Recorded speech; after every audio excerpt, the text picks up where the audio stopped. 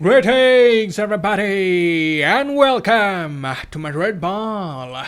I hope you all are doing good. Real Madrid for the second time this season failed to open scores against the Yellow Submarine, and in a way you could say yesterday's match was a game of two halves. In the first half the Los Blancos were absolutely underwhelming. Villareal dominated the visiting team, they had the better chances, but in the second half Real Madrid got the mojo back. Ancelotti's halftime talk almost bore us the result that we desired, and had we just had a slice of luck on our side, had we just been a little more clinical in front of goal, we could have very much taken all the 3 points. But anyways, I think we all can say that the preparation for the big UCL game hasn't been ideal. We would have liked to play with a bit more conviction before the big UCL clash, but it is what it is, and right now we can only hope that Ancelotti would somehow figure a plan to make things work for the all-important clash this Tuesday.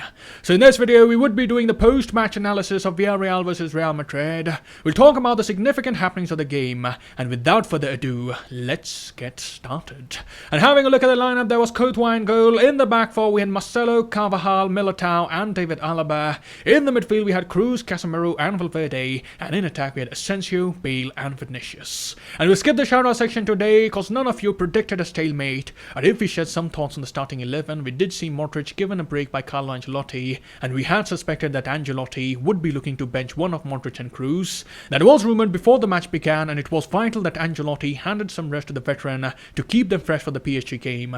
We're talking about the more important surprise inclusion of Gareth Bale. His selection seemed to be something out of the blue. Finally, after such a long time, he had a chance to feature in the starting 11, and I think for many of us, we were quite excited to see what Gareth Bale still has to offer at this point of his Real Madrid career. We have seen many spectacular moments from him in the past, and many of us still hope that he can have a good end to his time with the Los Blancos. But talking about how things panned out yesterday, I would say that Gareth Bale still can offer a lot to the team.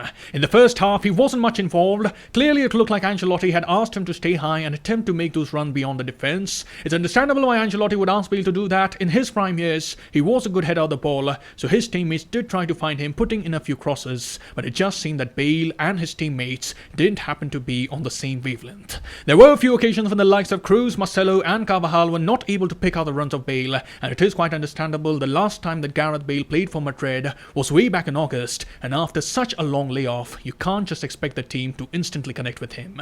Bale as well looked a bit rusty. He could not get himself involved in the link-up play. He was largely dependent on others, expecting some service, but as we know, Gareth Bale is capable of so much more. He's someone who can make some intelligent runs. He likes to run with the ball at his feet and have a go at the opposition defense, and undoubtedly that is something that we didn't see in the first half. There was a flash of brilliance when Casemiro put in a long ball to find Gareth Bale. He had shown some brilliant ball control and demanded Rulli to come up with a very important save. However, we can say he was below par in the first half, and it was in the second half that Gareth Bale was able to showcase more of his qualities. He was making some good runs, he was getting involved much more, he was getting in goal scoring positions, and he hit the crossbar as well. So I definitely think that there are some positives that we can derive from Gareth Bale's performance. He is lacking rhythm at the moment, but maybe if he gets a good run of games, we can get something out of the Welshman. Of course, we're talking about possibilities here. He still has a way to go to win Ancelotti's trust, but I do hope that before the season ends, we can at least get to see the trio of Bale, Benzema and Vinicius in a few games.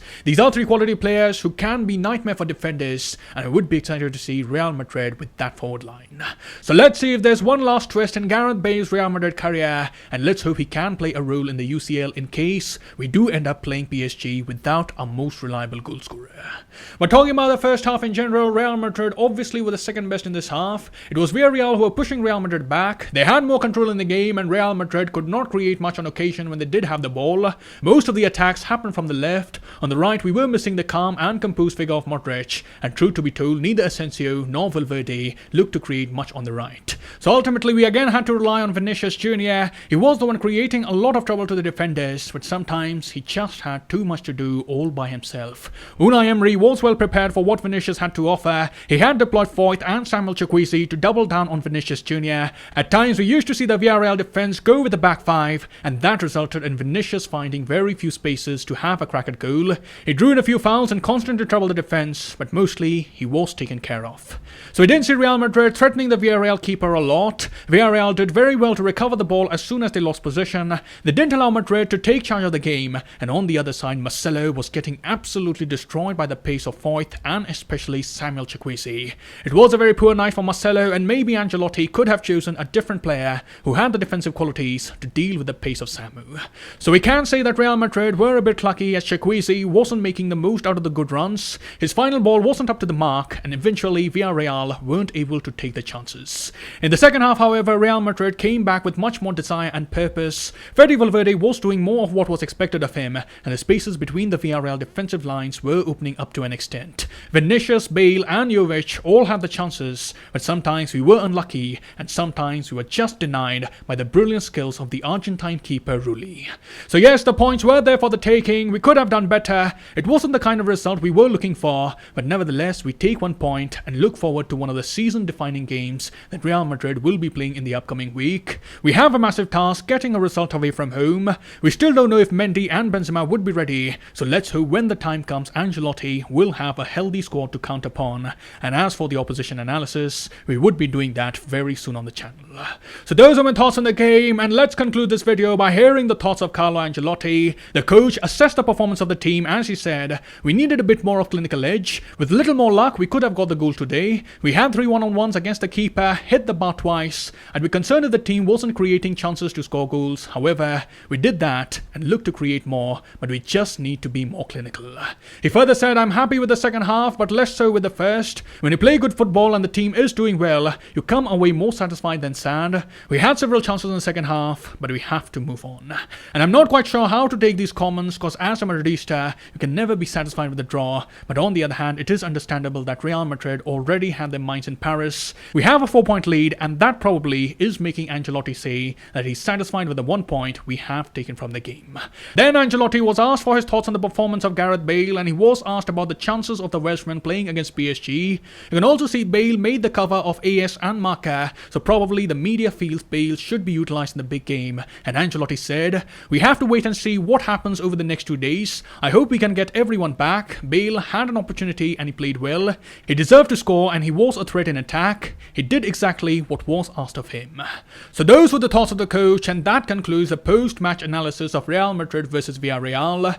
Do let me know what were your thoughts on the game, and do you think Real Madrid should start Gareth Bale against PSG? Write in the comments below. I'll see you soon. Till then, take care. Glory to Madrid. And as always, Madrid.